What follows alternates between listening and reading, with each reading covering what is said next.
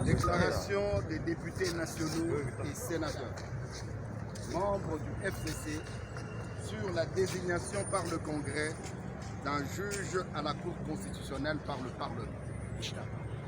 Nous, députés nationaux et sénateurs, membres du Front commun pour le Congo FCC aussi, tirons une fois de plus la sonnette d'alarme sur les dérives dictatoriales orchestrées par les présidents des deux chambres du Parlement pour le compte de l'Union sacrée pour la nation, famille politique du président de la République.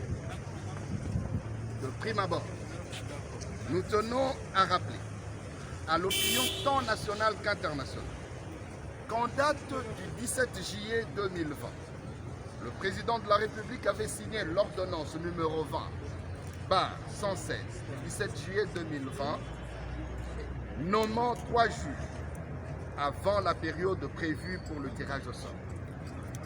Le FCC, notre famille politique, avait contesté la constitutionnalité de cet acte pour 2 raisons majeures, à savoir 1. L'inamovibilité des juges constitutionnels.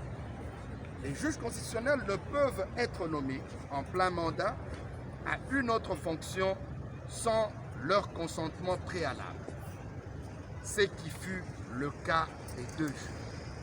2. Le président de la République ne peut remplacer un juge désigné par le Conseil supérieur de la magistrature sans que ce dernier ne se réunisse et ne choisisse un remplaçant empêché définitivement. Rien, je dis bien rien, n'étant fait pour remédier à cette violation flagrante et intentionnelle de la Constitution, la Cour constitutionnelle ne bénéficie pas du soutien du Front commun pour le Congo. D'autre part, la désignation du juge constitutionnel est prévue par la Constitution de la République et le règlement intérieur du Congrès. L'article 158 de la Constitution prévoit que sur les 9 juges de la Cour constitutionnelle, 3 sont désignés par le président de la République, 3 autres par le Parlement et les 3 derniers par le Conseil supérieur de la magistrature. En application de ce prescrit constitutionnel, le Parlement, en ce qui le concerne, doit se réunir en congrès suivant les dispositions de l'article 42 du règlement intérieur du Congrès.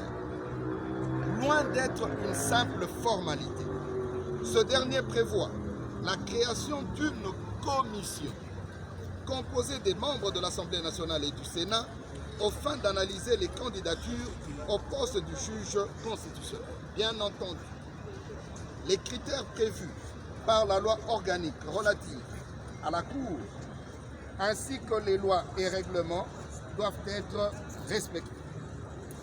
Une fois le travail de la commission terminé et le candidat choisi, une plénière du Congrès pourra être convoquée conformément au règlement intérieur et aux usages pour confirmer le choix qui engagera tout le Parlement. La commission ainsi prévue n'ayant pas été constituée avant, moins encore, n'ayant pas statué sur le cas, nos 2 chambres violent le règlement intérieur du Congrès. La pratique parlementaire dans la désignation d'un juge constitutionnel a une histoire dans notre pays. La justice constitutionnelle doit être au service du peuple dans son ensemble. Ces acteurs doivent, pour leur légitimité, refléter la diversité sociologique de la nation, la représentativité provinciale et l'équilibre régional étant aussi un élément essentiel à prendre en compte.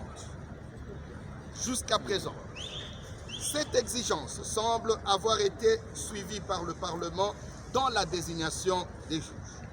C'est ainsi que, lors de la première formation de la Cour constitutionnelle, les juges qui ont été désignés par le Parlement, 2 sont venus de la majorité et désignés par l'Assemblée nationale. En autres de l'opposition, désignés par le Sénat. Les correspondances entre le président de l'Assemblée nationale et du Sénat montrent à la nation que les deux personnalités se battent pour un positionnement d'un de leurs au mépris de la ratio legis, de la loi portant organisation et fonctionnement de la Cour constitutionnelle en la matière et de la jurisprudence.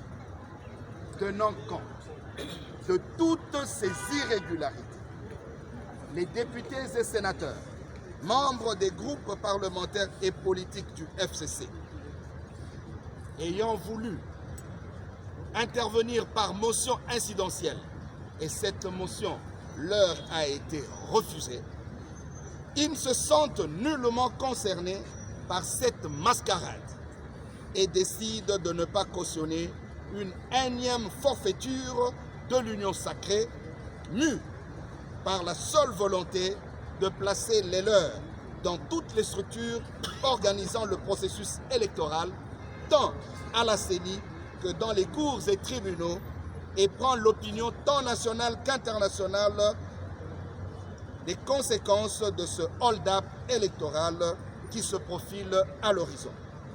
Que vive la République démocratique du Congo, que vive le Front commun pour le Congo, les députés nationaux et sénateurs membres du FCC. Je vous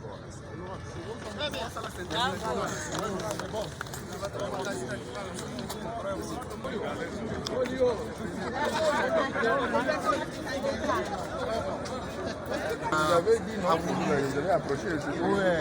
Vous connaissez.